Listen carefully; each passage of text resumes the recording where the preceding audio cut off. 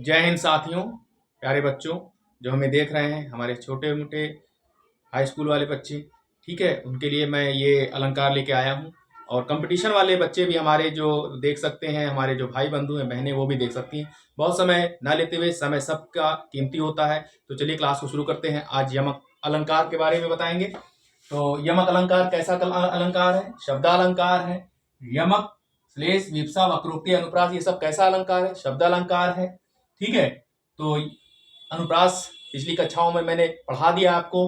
ठीक है, तो यमक अलंकार किसे कहते हैं या क्या होता है ये देखते हैं। यमक का अर्थ है युग्म या जोड़ा, यानी कोई शब्द या जोड़ा, कविता का कोई शब्द या जोड़ा शब्द कविता में 2 बार आएगा। ठीक है, जोड़ा इस प्रकार जहां एक शब्द अथवा शब्द समूह का एक से अधिक बार प्रयोग हो किंतु उसका अर्थ प्रत्येक बार भिन्न भिन्न निकले, वह यमक अलंकार होता है। ये तो हो गई परिभाषा, इसको आप स्क्रीनशॉट ले लें इसको। ठीक है, ये मैं हट जा रहा हूं, स्क्रीनशॉट ले लें।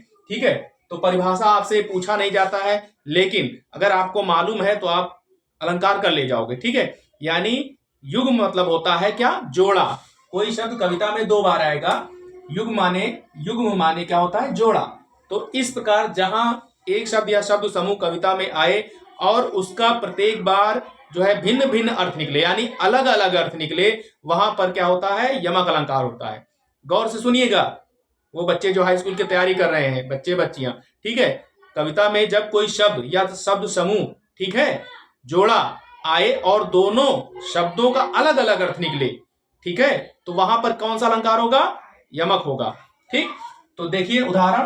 कनक कनक कनक कनक ते 100 गुनी, मादकता अधिकाय, वाह खाए बौराए जग, यही पाए बौराए। अर्थात इस तरह से आपको सेंटेंस दिया रहेगा, पर्चे में आपको बताना पड़ेगा कि कौन सा अलंकार है। ठीक है, यह आपको लिख कर देगा कि यमक अलंकार किसे कहते हैं, उदाहरण दीजिए, स्पष्टीकरण आपको देना होगा। तो आप ये वाला उदाहरण जो कि बहुत फेमस है, प्रत्येक किताब में आपको मिल जाएगा। तो यहाँ पर कनक और कनक 2 बार आया है।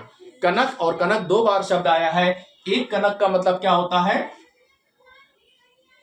धतूरा।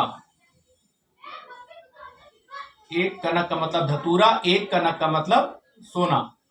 ठीक है, तो कविता में शब्द समूह आया है, यानी शब्द समूह आया है और दोनों का अलग अलग अर्थ है, युग्म शब्द है, भिन्न भिन्न अर्थ निकल रहा, इसलिए यह यमक अलंकार है। ठीक है, तो एक आविष्कार से जान लीजिए, जैसे कि कनक कनक ते 100 गुनी, मादकता अधिकाय, वही खाए बौराए जग, यही पाए बौराए।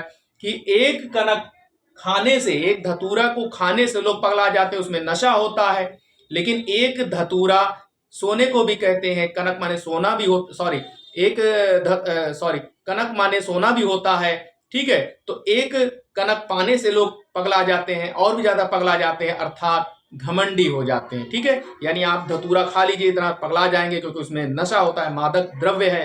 किंतु इतना सोना अगर पा जाएंगे तो जाहिर सी बात है, कितना महंगा सोना है, तो पगला जाएंगे, यानी घमंडी हो जाएंगे, आपे में नहीं रहेंगे। तो इसलिए क्या कहा गया है? कनक कनक ते 100 गुनी, मादकता अधिकाय, यानी धतूरे से भी ज्यादा मादकता किसमें होती है? सोने में होती है। इसलिए यह कौन सा अलंकार है?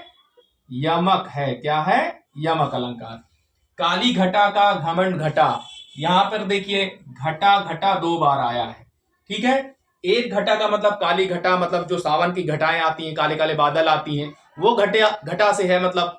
और एक का मतलब घमंड घटना का मतलब होता है कम हो जाना, वैल्यू कम हो जाना। काली घटाएं आई, घिर गई, लगा कि बारिश होगी, वर्षा होगी बहुत तेज, लेकिन हवा उनको उड़ा ले गई, चले गया मौसम, यानी बारिश नहीं हुई, घमंड घट गया, चूर हो गया जितना गर्व था काली घटा का। तो काली घटा का घमंड घटा, तो यहां पर भी घटा घटा 2 बार आया है, युग्म शब्द है, दोनों का भिन्न भिन्न अर्थ है, अलग अलग अर्थ है।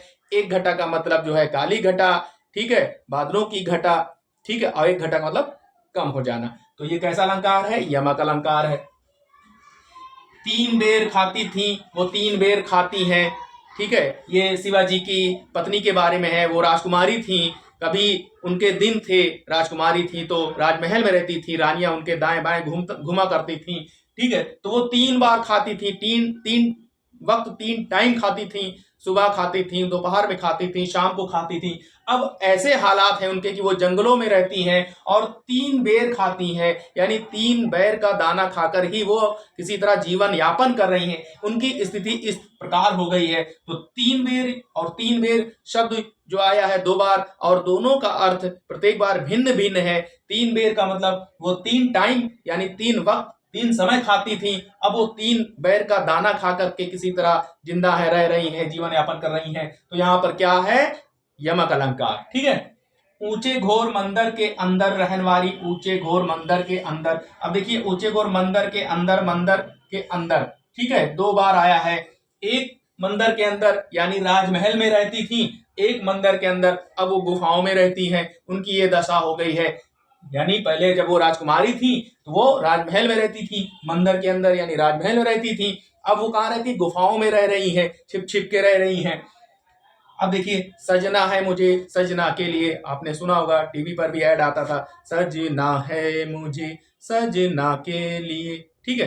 तो इस तरह से अब यहाँ सजना और सजना 2 बार आया है। दोनों बार इसका अर्थ अलग अलग है। युग्म शब्द है, युग्म शब्द है। एक सजना का मतलब जो है संवारने से है, यानी सज धज के निकलने से है, और दूसरा सजना का मतलब होता है साजन यानी प्रियतम के लिए। ठीक है। तो दोनों शब्द क्या है? अलग अलग है। दोनों का प्रत्येक बार अर्थ भी भिन्न भिन्न है, युग्म शब्द है। और ऐसे शब्दों के लिए जब अलग अलग अर्थ निकले तो उसे क्या कहेंगे? यमक कहेंगे। गुड।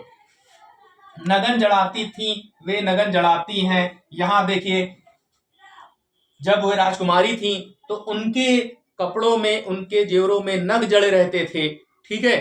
हर चीज में नग जड़े रहते थे, क्योंकि भाई राजकुमारी थी तो नग जड़ित कपड़े पहनती थी। ठीक है। जितने भी हाथ में कंगन वगैरह सब में नग जड़े रहते थे।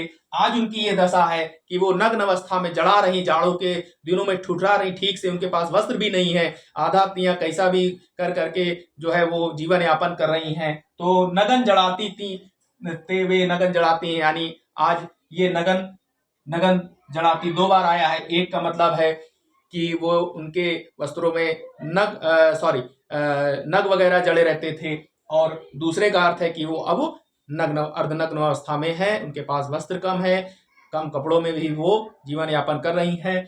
तो आप देख सकते हैं कि हर सेंटेंस में, हर वाक्य में 2-2 शब्द आया है, शब्द समूह है, दोनों का प्रत्येक बार भिन्न भिन्न अर्थ निकल रहा है। तो इतना ध्यान दीजिएगा कि कविता में जब कोई शब्द 2 बार आए और दोनों का प्रत्येक बार भिन्न भिन्न अर्थ निकले, वहां पर यमक अलंकार होगा। ये कुछ उदाहरण मैंने लिख दिए हैं, आप इसको लिख लें, नोट कर लें, नोट्स बना लें, स्क्रीनशॉट ले लें। ठीक है। सेव करके देखते रहिए।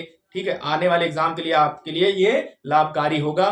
तो बच्चों, क्लास कैसी लगी आप हमें कमेंट बॉक्स में जरूर बताएं। हमारे हाई स्कूल वाले बच्चे बच्चियां जरूर बताएं वो हमें कहाँ से देख रहे हैं।